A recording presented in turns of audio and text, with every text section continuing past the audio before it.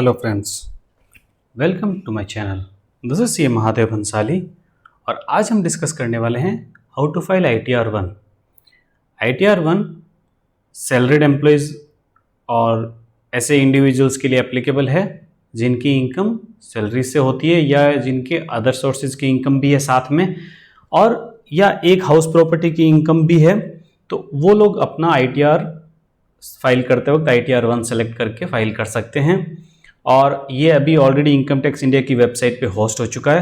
तो आज हम जो डिस्कस करेंगे वो ITR-1 ऑनलाइन वर्जन डिस्कस करेंगे for the assessment year 2022-23।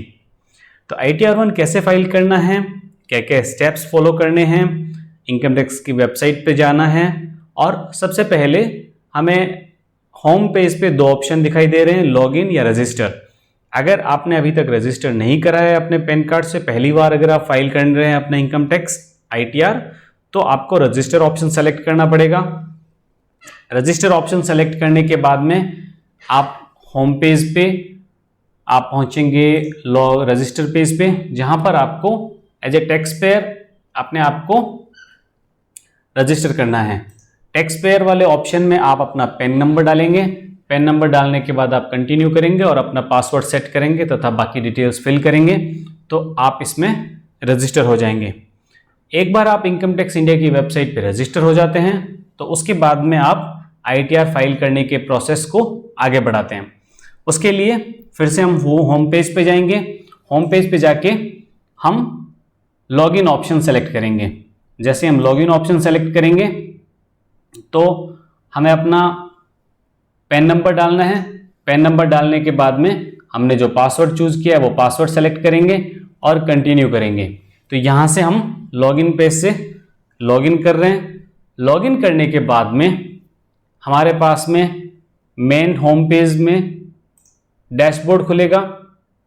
Dashboard में पहुंचने से हमारे पास में ये ऑप्शन आएगा कि इनकम टैक्स ITR ई फाइलिंग में जाके आप ITR सेलेक्ट करेंगे। इनकम टैक्स रिटर्न सेलेक्ट करने के बाद में आपको सेलेक्ट करना है अपना असेसमेंट ईयर 2022-23, जो कि करंट असेसमेंट ईयर दिखा रहा है आपके। करंट असेसमेंट ईयर सेलेक्ट करने के बाद में आप उसमें ऑनलाइन ऑप्शन सेलेक्ट कीजिए, क्योंकि आज जो हम डिस्कस कर रहे हैं वो ऑनलाइन ITR-1 फाइलिंग डिस्कस कर रहे हैं। ऑनलाइन ITR-1 फाइलिंग बहुत ही सिंपल है और इसीलिए आप लोगों के लिए सीखने में भी और फाइल करने में बहुत ही ईजी रहेगी।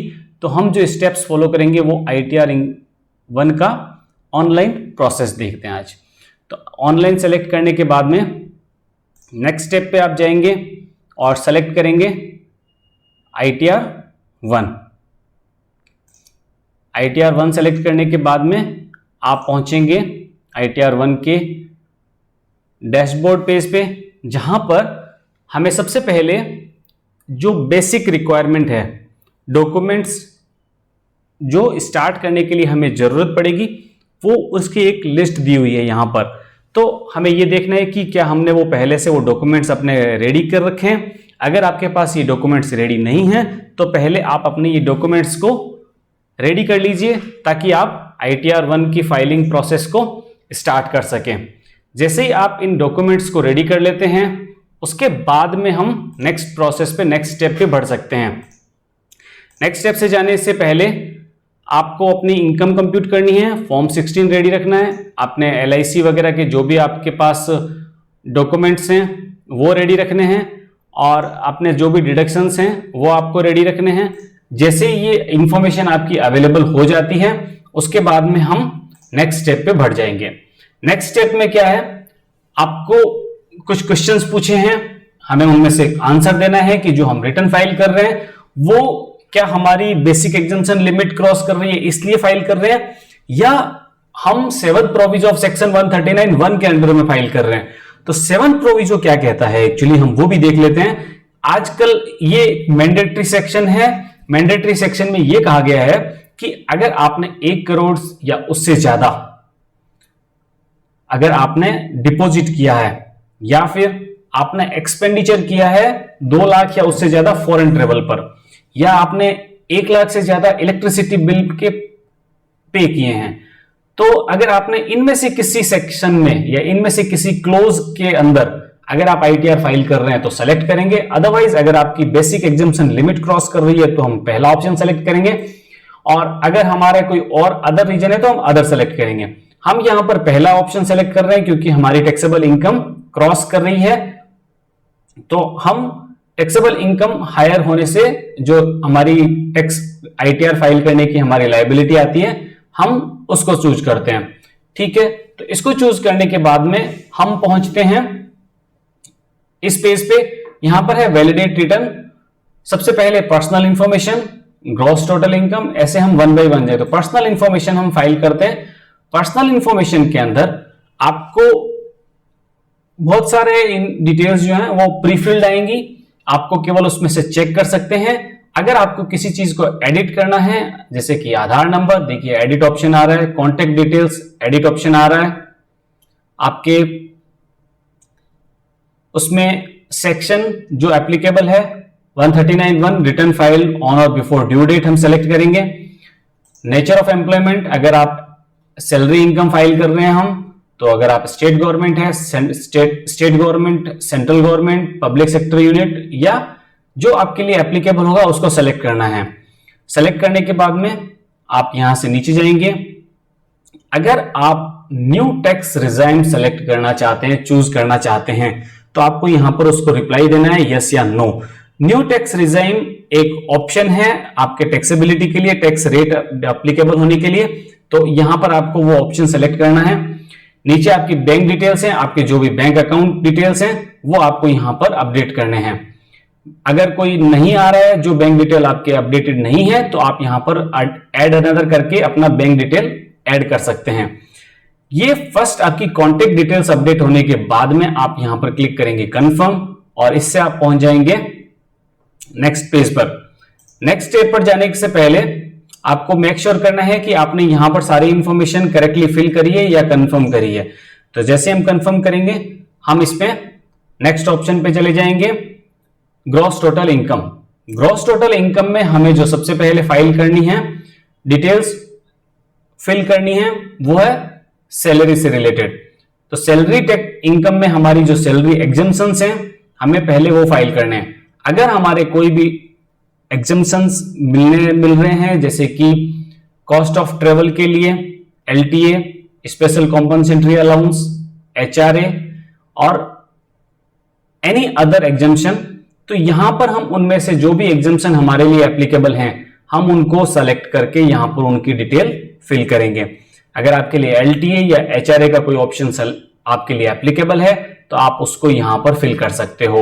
उसको फिल करने के बाद में आप जाओगे नेक्स्ट स्टेप पे, कंटिन्यू क्लिक कीजिए। कंटिन्यू क्लिक करने के बाद में आप पहुंच गए हैं इनकम फ्रॉम सैलरी पे। इनकम फ्रॉम सैलरी ये हमारा सबसे मेन एरिया है जिसको हमें फिल करना है, क्योंकि आईटीआर 1 सैलरीज पर्सन के लिए एप्लीकेबल है, तो जो हमारी मेन इनकम होगी वो सैलरी ही होगी। तो इसमें जब हम डिटेल फाइल करेंगे, अगर आपकी डिटेल यहां पर शो कर रही है तो ठीक है, आप उसको वैलिडेट कर सकते हैं और आप डायरेक्टली आगे बढ़ सकते हैं। लेकिन अगर आपको यहां पर आपकी डिटेल शो नहीं कर रही है, तो आपको एडिट करना है। आपको एडिट करके आपको इसमें ऑप्शन के अंदर जाएंगे और हम details one by one fill करेंगे। चलिए तो हम देखते हैं कि इसमें क्या क्या डिटेल्स पूछ रहे हैं और हमें क्या क्या डिटेल्स फिल करनी है। सबसे पहले ग्रॉस सैलरी हमारी जो भी है, वैल्यू ऑफ प्रिक्विजिट्स जो है, salary as in lieu of profit वो फिल करेंगे, और रिटायरमेंट बेनिफिट अगर हमारे हैं तो वो फिल करेंगे। आपकी कंट्री जो है वो एप्लीकेबल है, तो यहां पर हम कंट्री फिल करेंगे। ठीक है, उसके बाद में income from retirement benefit maintain in country other than notified country, तो यहां पर हम फिल करेंगे। एग्जम्प्ट अलाउंस, अगर आपके कोई भी अलाउंसेस जो एग्जम्पशन मिल रहा है, यानी कि एलटीए जैसे remuneration received in the name of high commission और एम्बेसी, तो जो आपके एग्जम्प्टेड अलाउंसेस हैं उनकी डिटेल्स आप यहां पर फिल कर सकते हैं। उसके अलावा अगर आपको कोई एलिजिबल एग्जम्पशन है तो उसको भी आप यहां पर फाइल कर सकते हैं। Income cleared for relief under section 89A में अगर आपके पास है तो वो आप यहां पर फाइल करेंगे। जैसे ये करेंगे आपकी नेट सैलरी इनकम आ जाएगी, उसमें से आपको डिडक्शंस है जो स्टैंडर्ड डिडक्शन हमारा फिक्स है 50,000 वो मिल जाएगा। एंटरटेनमेंट अलाउंस या आपने अगर कोई प्रोफेशन टैक्स पे करा हुआ है तो प्रोफेशन टैक्स यहां पर आप उसकी छूट ले लेंगे। तो ये इस तरह से हमें यहां पर इनकम फ्रॉम सैलरी की डिटेल्स फिल करनी है पूरी। इनकम फ्रॉम सैलरी की डिटेल फिल करने के बाद में आपका यहां पर net income chargeable under the head salaries calculate हो जाएगा, जो कि आपकी net taxable income from salary है। ये आपको बहुत ध्यान से फिल करना है। अगर आपकी डिटेल्स पहले से इसमें आ रही है तो आप उसको चेक करके वैलिडेट करेंगे। तो ये करने के बाद में हमने इसको सेव क्लिक करा और अब हम चलते हैं नेक्स्ट स्टेप पे। इनकम अदर सोर्सेज की जो है वो हम फाइल करेंगे इसमें। तो अदर सोर्सेज की इनकम में हमारे जो आएगी वो आएगी interest from saving bank account, या आपके अगर कोई और अदर सोर्सेज की इनकम है वो आप यहां पर क्लेम कर सकते हैं। यहां पर आप उनकी डिटेल्स फिल कर सकते हैं। उसके बाद में नेक्स्ट हम चलते हैं हाउस प्रॉपर्टी इनकम के लिए।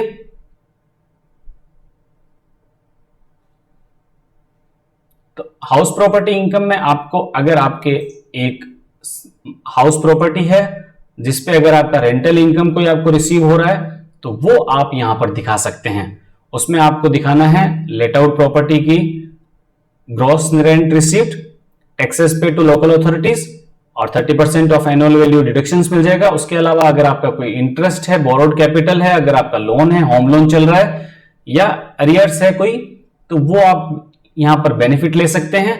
और अगर आपका लेट आउट नहीं है, सेल्फ ऑक्युपाइड है, तो सेल्फ ऑक्युपाइड पे आपको इंटरेस्ट का जो बेनिफिट है वो अगर आप लेना चाहते हैं तो आप वहां पर फाइल कर सकते हैं। तो ये डिटेल फाइल करने से आपका जो भी होम लोन से रिलेटेड बेनिफिट है वो यहां पर आपका एप्लीकेबल हो जाएगा और आप उसको ऐड कर सकते हो यहां पर। ये इस तरह से हमने सैलरी की डिटेल भर दी, उसके बाद में हमने हाउस प्रॉपर्टी की डिटेल भर दी और उसके बाद में हमने अदर इनकम की डिटेल भर दी। ये तीनों जैसे ही हम फिल कर देंगे कंप्लीट तो हमारी नेट टैक्सेबल इनकम कंप्यूट हो जाती है। नेट टैक्सेबल इनकम कंप्यूट होने के बाद फिर हम नेक्स्ट स्टेप पे चलेंगे। नेक्स्ट में आपको मिलेंगे डिडक्शंस। तो हम देखते हैं एग्जम्पशंस और डिडक्शंस चेक कर लेते हैं। हमारे डिडक्शंस हमारे 80C के और 80D के और उसके अलावा जो भी आपके एप्लीकेबल अगर होते हैं उसके अलावा तो हम उन डिडक्शंस को क्लेम कर सकते हैं। यहां पर ये है डिडक्शंस का सेक्शन। तो अब डिडक्शंस वाले सेक्शन में जाएंगे। देखिए सबसे पहले are you eligible for income deduction for donation paid. अगर आपका कोई डोनेशन का डिडक्शंस मिल रहा है तो आप इसमें ले सकते हैं। अगर आपका कोई 80GG का डिडक्शन है वो यहां पर आप डाल सकते हैं डिटेल्स। अगर आपके कोई लाइफ इंश्योरेंस प्रीमियम या PPF उसकी डिटेल्स आपको यहां फिल करनी है। Section 80C, section 80CCD, section 80D medical insurance की अगर आपकी कोई एग्जम्पशन है तो वो आप यहां पर क्लेम कर सकते हैं। तो इस तरह से आपको जो भी डिडक्शंस हैं सेक्शन 80 के अंदर वो आपको यहां पर कंप्लीट डिटेल उसकी फिल करनी है। एग्जम्पशन डिडक्शंस जो आपके लिए एप्लीकेबल हैं ये फिल करने के बाद आप कंटिन्यू क्लिक करेंगे और आप पहुंचेंगे इसके बाद में नेक्स्ट सेक्शन पर। नेक्स्ट सेक्शन में हम देखते हैं कुछ और क्लेम और बेनिफिट्स हैं जो अगर आपके लिए एप्लीकेबल हैं तो आप उनको भी यहां पर फाइल कर सकते हो। जैसे कि सेक्शन TTA और TTB। अगर आपने सेविंग बैंक अकाउंट पर इंटरेस्ट की इनकम दिखाई है तो आप उसकी भी छूट यहां पर क्लेम कर सकते हो। तो ये हो गए हमारे टोटल डिडक्शंस ITR 1 में जो हमें क्लेम करने हैं। तो इसमें आप बहुत ध्यान से अपने डिडक्शंस क्लेम करिए। आप ज्यादा क्लेम नहीं कर सकते हैं लेकिन आप कोई क्लेम मिस भी ना करें ताकि आपका टैक्सेबल इनकम जो है वो प्रॉपर्ली कैलकुलेट हो, टैक्स जो है वो प्रॉपर्ली कैलकुलेट हो। तो उसके बाद में आप ये कंफर्म करते हैं तो हम नेक्स्ट पहुंच जाएंगे टैक्सेस पेड में। टैक्स पेड हमारी जो है वो हमारा TDS है। TDS अगर आपका कोई भी कटा है तो वो टैक्सेस पेड वाले सेक्शन में आएगा।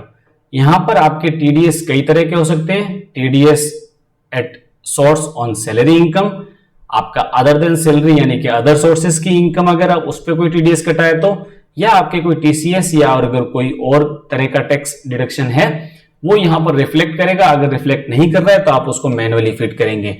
तो यहां पर आपके टैक्सेस की डिटेल्स आ गई। आप उसको कंफर्म कर देंगे अगर कोई चेंजेस नहीं है तो। और फिर हम नेक्स्ट चलते हैं टोटल टैक्स लायबिलिटी की तरफ। टोटल टैक्स लायबिलिटी आपका 0 होना चाहिए। अगर आपका टैक्स लायबिलिटी आ रहा है पॉजिटिव में, अगर रिफंड नहीं बन रहा है तो आपको टैक्स पे करना पड़ेगा। पहले आपको टैक्स पे करके उसके बाद ही आप अपना रिटर्न फाइल कर सकते हैं। तो यहां पर आपको बहुत ज्यादा जरूरी ध्यान देने वाली चीज है, अगर आपकी टैक्स लायबिलिटी बन रही हो तो आप पहले सेल्फ असेसमेंट टैक्स में जाके अपनी टैक्स लायबिलिटी को क्लियर करेंगे। टैक्स लायबिलिटी करने के बाद में आपको टैक्सेस पेड में फिर से उसकी डिटेल भरनी है और यहां पर आपकी टैक्सेबल जो टैक्स पेएबल है वो हमेशा आपका 0 होना चाहिए। ठीक है, तो इसके साथ में हम इसको 0 आ गया है तो हम इसको कंफर्म करेंगे और इसके नेक्स्ट स्टेप पे चलेंगे। हम नेक्स्ट स्टेप पे जाने के बाद में हम वेरिफिकेशन में आएंगे। तो इसमें हमारा ये प्रोसीड डाउनलोड जेसन, तो हम इसको कंप्लीट हो चुका है। हम इसको प्रोसीड करते हैं। प्रोसीड करते ही हम पहुंच जाएंगे, देखिए you are eligible for refund. तो हमें क्योंकि रिफंड ड्यू है इसलिए हमें उसमें रिटर्न टैक्स पे करने की जरूरत नहीं है। अभी हम प्रीव्यू रिटर्न में जाएंगे और यहां पर हम अपनी डिटेल्स को चेकआउट कर सकते हैं। Proceed to review.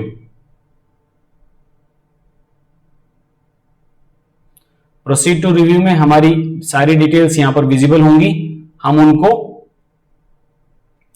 डिटेल्स को अपनी चेक कर लेते हैं एक बार फिर से कि हमने जो डिटेल्स जैसे फिल करी हैं वो यहां पर रिफ्लेक्ट कर रही हैं सारी हमारी इनकम और tax paid and tax liability सब कुछ अगर यहां पर सही आ गया है तो प्रोसीड टू वैलिडेशन हो जाएगा।